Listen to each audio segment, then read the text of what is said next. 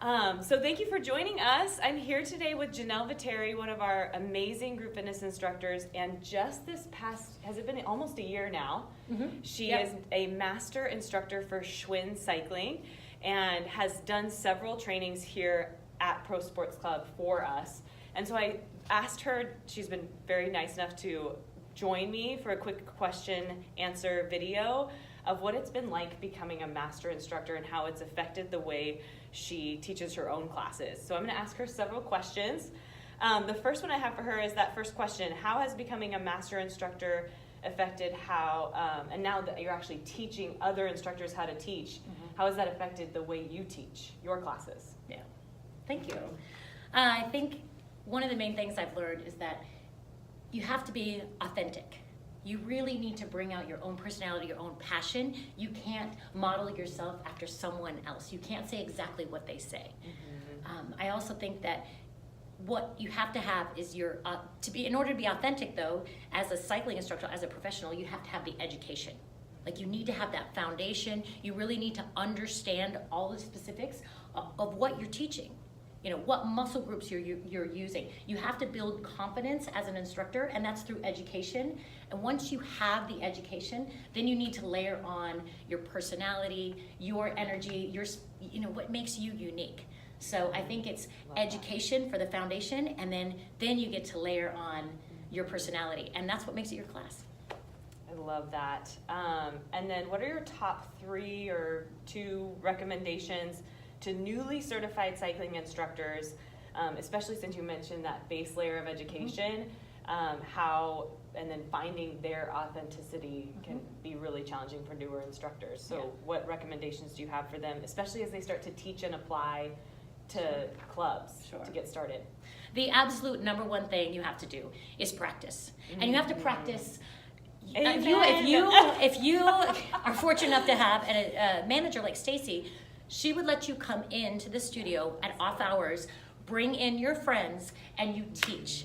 And at home, even when I was becoming a master trainer, I went over my presentation and I gave it to my cars in my garage over and over again.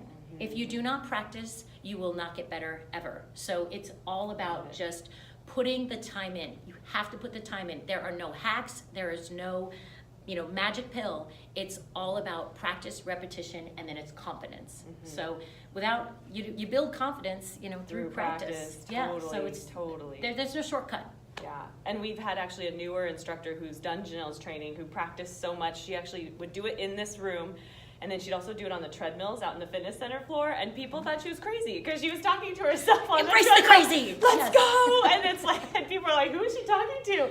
But it's so correct. That is so right. Just practicing and continuing to practice throughout their career. I love it.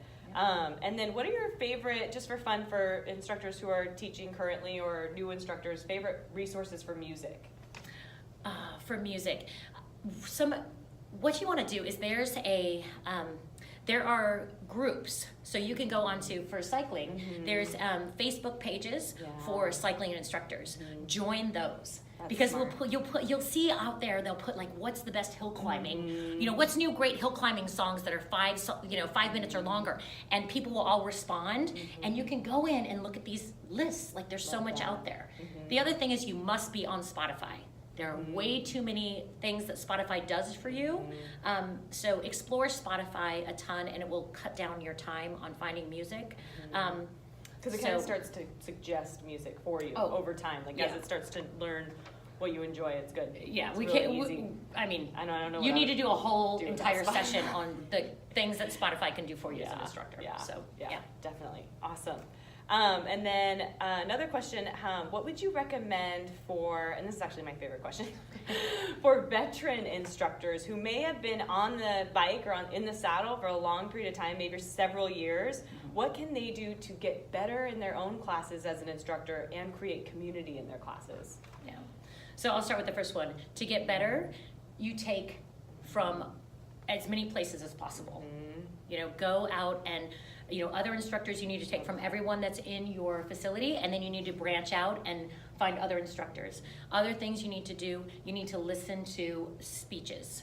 Listen to great people that, just any motivational speaker, go and become go join Toastmasters. How can you become a better presenter?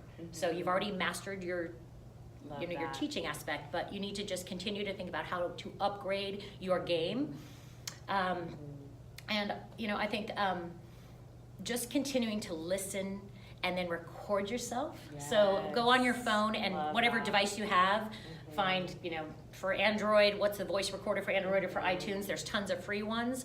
Record your own classes and then go home and pour a glass or a bottle of wine and listen to it. And cry a little. No, you listen to it. It's so good, but it's not fun. Yeah, I mean, here Stacy's kind enough to videotape us. We can be videotaped at any time. Yeah, definitely. But there's no better way to learn than to hear your own voice, and then listen to experts in the field of public speaking. Definitely, and then community. And then second part, community. Yeah. It's the little things. It's making sure you get to class ahead of time. Find out something new about each member. When is their birthday? When it's their birthday, bring them something, a little something. The other thing I do is, even in cycling, I have team challenges. I set people up as a team. People are in classes because they want to connect, and your job is to connect them. I have the moms that come, and every time there's a new mom, and I know she's, got kids in the same age bracket, I connect her with this group of moms. There's people that ride outdoors, and I connect them. The people that do centuries, I'm like, hey, did you know so-and-so does a century too? But the more you can build relationships with people in your class, the more that they're going to come back. So it's your job to build those relationships. But you've got to know something about them in advance. And then the one thing that Stacy always pushes us to do is know people's names. You've got to know the name. It's hard, but it's good. Yeah, and that's how you definitely start that community, is you know someone's name when they walk in the door. So nothing replaces that. Yeah, I think that's the foundation, and then taking it that next level. But put team challenges out there. That. Yeah, and I do that, and they love it. And then that's it's so cool. Yeah. And then at the end of the class, it's loud, and they're all talking to each other. Yes, that's the best sign. I think when you can see your team talking to each other, you're so right. There are some days where I can just tell that people are connecting, and then the worst is when there's class is over and clean house. Everyone's gone. You're like, well, should continue to work on that community. That's so good. I'm gonna give one more quick tip after class. That's good. You have to, this little snippet, secret way you can do it. Every time someone comes in, take your water bottle and cheers them. Take their bottle, when they're walking in the door, have your water bottle there, go, cheers, thank you for coming to class. During class, when they need a quick break, make everybody sit up and cheers their neighbor.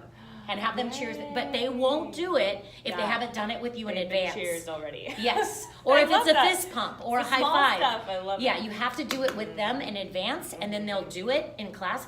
But if you just ask them to do it in class, people won't do it. No, you're so right. It's totally psychological, but it will work. Same with call outs. When you ask people, how you feeling? Crickets. You have to either tell them what to say or have done it before when they that's awesome. Absolutely. So good. So good. And then last little fun ones. Okay. Do you have favorite books that you tend to read or give to others? Or you mentioned a good podcast too. If you want to mention that one, any ideas? Yeah, there's the Fitness Mastery podcast. I love. Cool. I love and to listen to also the Rich Roll podcast. He's made me eat a little bit healthier. He's a vegan athlete, but here's what I love about him so much. He's not a vegan that only talks about being vegan. He's open to everybody, and that's what reminds me of in class. We have to meet people where they are. They're not going to be perfect. You're not going to get perfect form, but you love on them, you embrace them for where they are, and we hope to take them to the next level. I love, of course, Stacy gave it to us for Christmas, but I hit her up about Todd Durkin's Wow book. And if you need to be just inspired and you want to read a quick little, if you just have 3 minutes before bed, you read that and you're just inspired, it puts you in the right headspace to go to sleep. And you can read it several times and just get so much out of it every time. Love it. It's easy read. That's a really good one. I forgot about that one. Yeah. Awesome. I mean, anything from the tops in the industry, Brendan Burchard, has some outstanding books. It's just, I think we always, especially for seasoned instructors, we have to keep reading and growing, and then you never get stale. You never get bored because there's always the next level. Totally.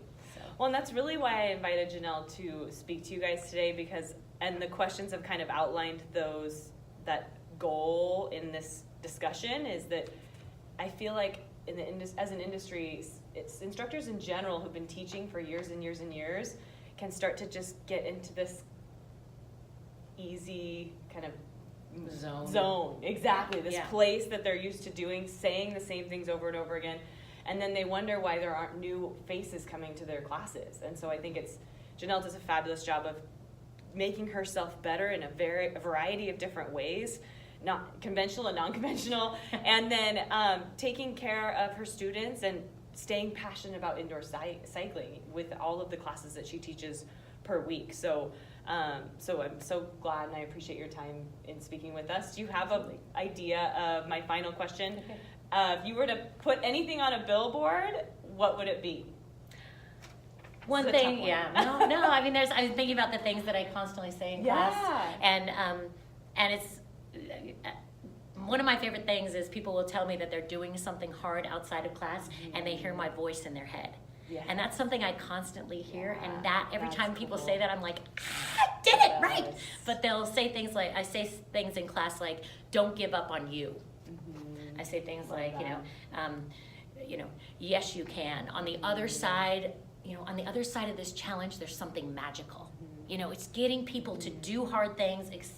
They can get through. Your body can do hard things. So, I think it's one of my foundational principles is that we're not here to break people down. We are here to build people up. And I think every cue that I give out, it's something I've changed over the years, is about building people up. I will never, ever again say, we're doing this interval so you can fit in your pants. I mean, that's kind of funny, but it's not that funny. We are here to build people, and they should come in here and leave just elevated and not feel like I have to come to class today because I ate a brownie. Love that. So I think that would be part of it is, in life we're here to build people up, not break people down. So love that. A couple things there. Love that. I hope you were able to take away a lot of amazing things from Janelle. Thank you so much again for doing this with me. Absolutely. And enjoy. Feel free to post any comments or ask any questions, and appreciate your time. Yay. This is